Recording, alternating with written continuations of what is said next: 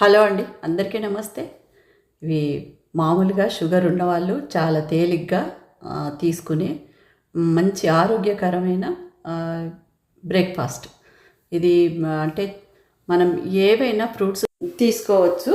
అయితే ఏంటంటే ఇవి స్ట్రాబెర్రీలు, బ్లూబెర్రీస్ అవి తీసుకున్నాము.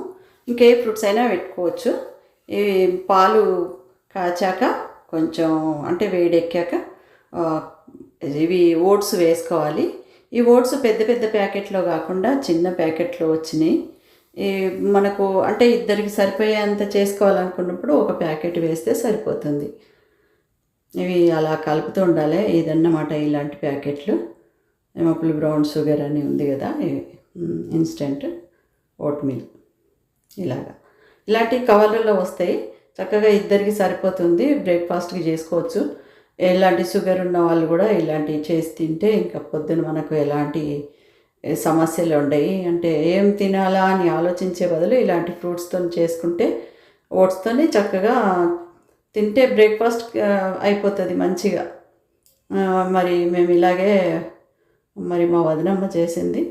తను చేస్తే మేము ఇద్దరం తిన్నాము.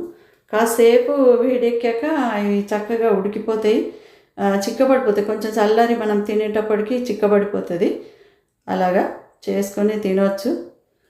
చక్కటి బ్రేక్ఫాస్ట్ అండి. ఈ షుగర్ ఉన్న వాళ్ళకు, లేని వాళ్ళైనా తినవచ్చు, షుగర్ లేని వాళ్ళు కూడా.